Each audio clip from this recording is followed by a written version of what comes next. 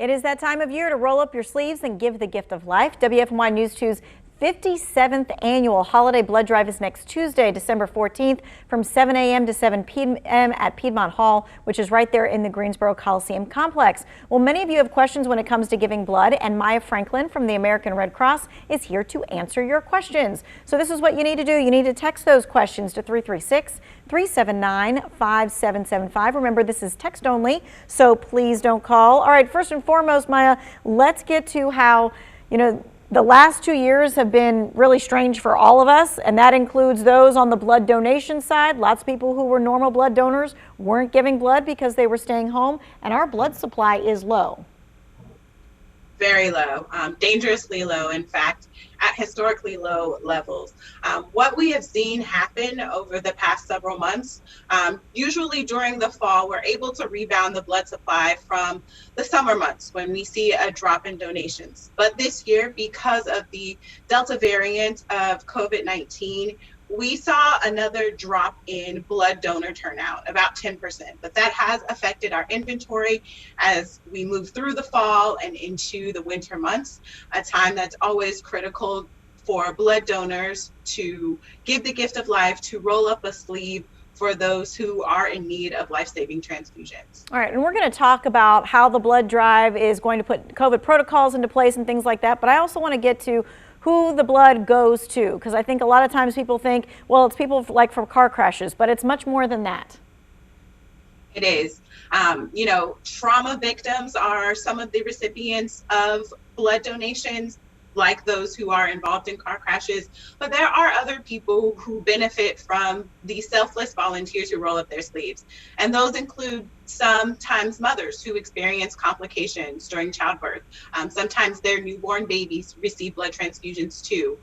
Blood products, whole blood, the type of donation that we do at the blood drive, as well as platelets, are used for individuals who are undergoing chemotherapy for cancer treatment. So it's not just those who are in car crashes. There are a number of other reasons why people need blood.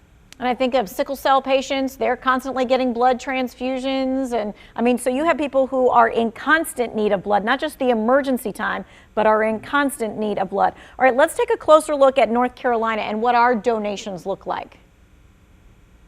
Yeah, so in North Carolina, one of the things that we have experienced in the past several months is a drop not only in blood donors, but first-time blood donors. And these blood donors are critical to helping us ensure that the inventory meets the needs of our hospital partners and the patients that they serve. So we have seen a decrease nationwide of about 30%, and here in the Carolinas, a little close to 25% fewer first-time blood donors. All right, so let's talk about what people are going to experience when they come into the blood drive. Like, what measures have been implemented during the pandemic to keep blood donors safe? Kind of walk us through it.